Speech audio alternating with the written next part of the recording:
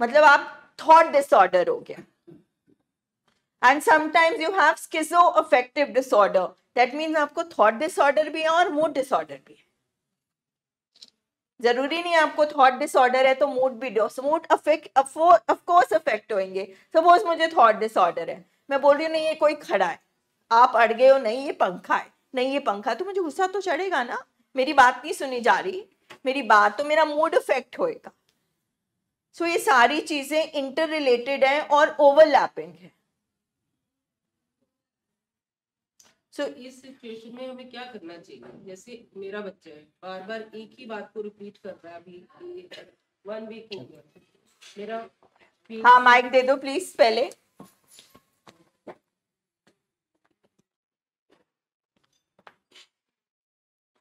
अभी जैसे मैम उसको एग्रेशन की प्रॉब्लम आ रही है, तो वो वायलेंट भी हो जाता है। वायलेंट इन द सेंस कि अपने आप को गुस्सा आएगा तो व्हाई एग्रेशन एंड ऑल, मतलब यहाँ पे रैश बिहेवियर है, एवरीथिंग। दिस इज बिकॉज उसका डोपामिन बढ़ा हुआ है। हाँ जी मैम, केमिकल बढ़ा हुआ है। अब उस सिचुएशन में मैम ये है कि जैसे वो मेरी वेट कर रहा होता है कि मम्मा आए, और उसके क्वेश्चन स्टार्ट हो जाते हैं कि मम्मा मुझे बताओ व्हाई माय जॉ मैं अच्छा नहीं दिख रहा, मैं जी फिजिकली मैं फिट नहीं हूँ, मेरी बाजू लंबी हो गई है, मेरी टांगे इतनी सर्कल समझा रहे थे ना। हाँ जी, अब ये उसके दिमाग में ये चल रहा हो है, गई, ये फिक्स हो गई ये है। उसकी डेल्यूजन इज अ डिसऑर्डर। और अगर उसका हम रिएक्ट नहीं करते हैं तब भी गुस्सा आ रहा है, और अगर हाँ जी यस कोई बात नहीं हम ठीक कर हो जाएगा। तो मैम अब हमने ये समझना है कि आपने जैसे मैंने कुछ बोला आपको समझ आया, हाँ जी, आपने क्वेश्चन पूछा मुझे समझ में आया, तो हम दोनों एक रेंज में है। हाँ जी मैम, बेटा आपकी रेंज में ही नहीं है तो हम उसको समझाएंगे क्या? नहीं समझ पा रहा। उसका जो प्रीफ्रंटल कॉर्टेक्स है, उसका जो मत है वो काम नहीं कर रहा, समझ वाला हिस्सा, उसका मैसेज सेंटर फेल हुआ है। ठीक है, अब उसके दिमाग में वो डेल्यूजन्स घूमी जा रही है, तो वो बाहर वही निकालेगा ना जो वो अंदर होगा। अगर हमें डिकार आ रहा है, अगर हमारी गैस पास जो अब बॉडी में हो रहा है, तो हम वही बाहर निकालेंगे ना। तो वो इसी तरह से वो बाहर निकाल रहा है। ठीक है, अब ऑफ कोर्स हमें अर्ज होएगी कि मैं इसका जवाब भी दूं।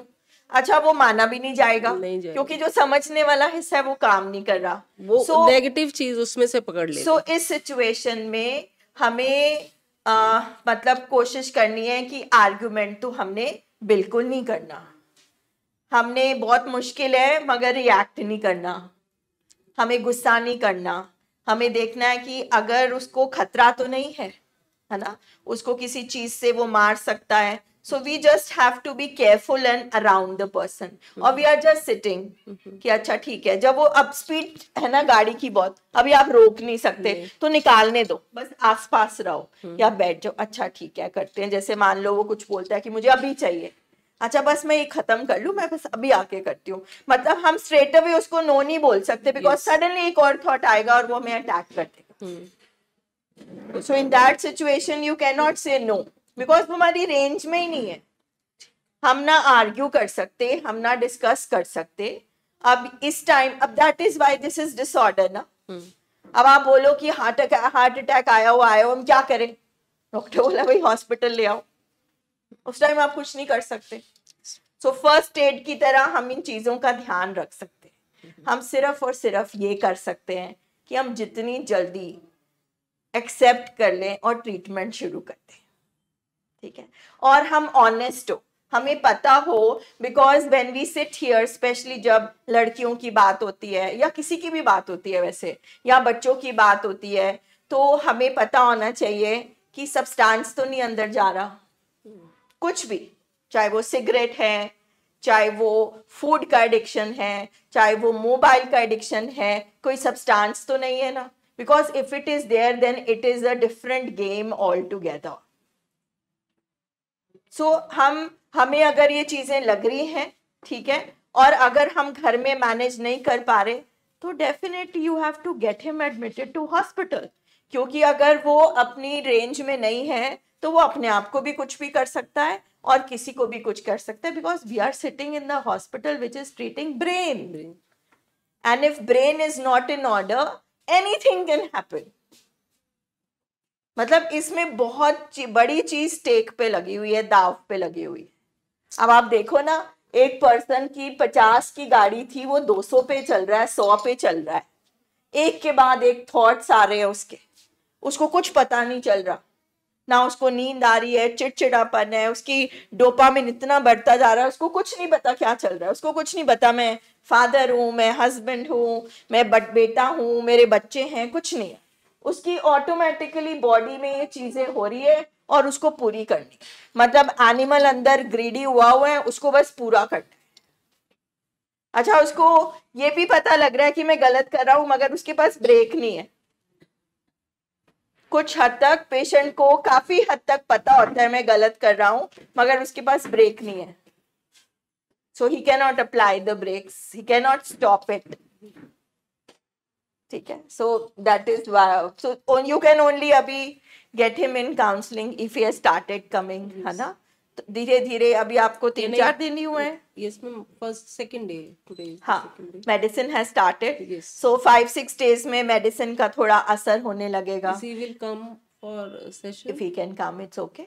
और Don't today force he's him asking- right now. Today he is asking कि मैं भी साथ चलूंगा। तो आप ले आते। तो Why didn't you get sir him? ने बोला है सैटरडे के बाद आप आओ। चलो ठीक है, फिर sir we will go according to the doctor, ठीक है। Because sir must be thinking कि मेडिसिन थोड़ा असर कर ले, थोड़ा रिसेप्टिव हो जाए, कंप्लायंट हो जाए, then he will be able to understand better कि उसके साथ प्रॉब्लम क्या है, ठीक है। So that is the thing.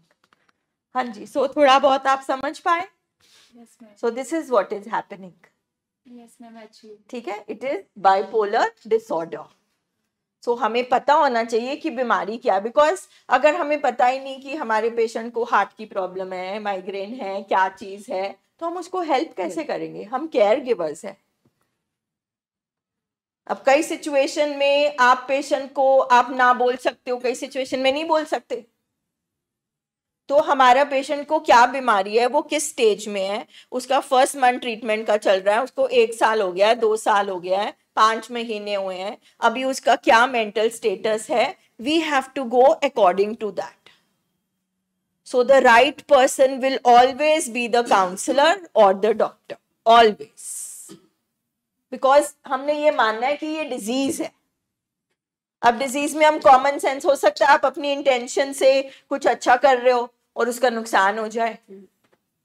So we should not take this lightly at all, this thing is this. तो ये सब्सटेंसेस और ये सब चीजें अफेक्ट करती हैं। और जो दिमाग होता है ना, दिमाग वो सब्सटेंसेस में डिफरेंस नहीं देख सकता। अब जो एक एपिसोड हुआ जिसमें एक इंसिडेंट हुआ जिसमें एक बच्चा जिद कर रहा था, मदर से मोबाइल मांग रहा था ना, तो उसकी मदर ने नहीं दिया, वो किचन में काम कर रही थी, वो वहीं आके खड़ा हो गया, देते नहीं देते, देते नहीं देते। उनमें आर्ग्यूमेंट हुआ, उसने छुरा लिया और अपनी माँ को मारा। तो सेम चीज गैम्बलिंग में भी होती है, सेम चीज सब्सटेंस एडिक्शन, ड्रग एडिक्शन में भी हो रही है। सेम हम बोलते हैं कि इसका दिमाग खराब हो गया, इसने ऐसा काम कर दिया। सो एंड रिजल्ट इज कि brain is not working properly. उसका जो ह्यूमन ब्रेन है वो इस टाइम पे काम नहीं कर रहा, वो समझ नहीं पा रहा, वो अपने आप को रोक नहीं पाया। मतलब उसके अंदर से वो आवाज नहीं आई कि तेरी माँ है, तू क्या कर रहा है। ठीक है, सो इस चीज को हम जितना डिजीज के स्पेक्ट्रम में समझेंगे और इसको बीमारी के और शरीर की बीमारी के हिसाब से चलेंगे कि भैया इसके केमिकल अभी बिगड़े हुए हैं, इसको हम कुछ नहीं समझा सकते, अभी इसके पल्ले कुछ नहीं पड़ने वाला। तो ये सब चीजें वैसी बिल्कुल उतनी सच्ची हैं जितना ब्लड प्रेशर बढ़ने के साइड इफेक्ट्स हैं, जितना प्लेटलेट्स गिरने के साइड इफेक्ट्स हैं, जितना शुगर गिरने के साइड इफेक्ट है। ये वाली चीजें देखो, सबसे पहले ये एक्सेप्ट करना कि हमारे घर में दिमागी बीमारी है is already very painful, but the thing is relief हमें तब मिलेगा जब हमें समझ आएगा कि अच्छा ये बीमारी की वजह से हो रहा है। नहीं तो हम कारण ही खोजते रह जाते हैं, मेरे में फॉल्ट हो गया, ये हो गया, वो हो गया। नो, ये बीमारी आपके पेशेंट के शरीर के अंदर है और जो ट्रीटमेंट है उसको ये सिखाना है कि बाहर, अंदर से बाहर जिंदगी चलती है, बाहर से अंदर जिंदगी नहीं चलती है। उसके अंदर जो कमियां हैं, जो अब बिहेवियरल डिसऑर्डर्स हो जाते हैं, जैसे दिमागी बीमारी होती है तो बिहेवियर्स तो खराब होते ही होते हैं। झूठ बोलना is behavioural disorder, anti social होना इज बिहेवियरल डिसऑर्डर। तो जब डॉक्टर कल समझा रहे थे कि ड्यूल डायग्नोसिस है, कि आप आते एक बीमारी की वजह से हो, मगर जो अब साइड इफेक्ट्स आ गए तो उसको भी तो इलाज करना है, उसको भी तो ठीक करना है। कि बीमारी की वजह से अब वो चिल्ला चिल्ला के बोलता है, तो वो भी तो सिखाना है कि अब चिल्लाकर नहीं बोल सकते। तो उसमें फिर फैमिली की ट्रेनिंग आती है कि फैमिली को सीखना है कि ना हमने बीमारी को बढ़ाना है, ना पेशेंट को बढ़ावा देना है, ना पेशेंट को हमने प्रोवोक करना है। तो फिर हमने करना क्या है?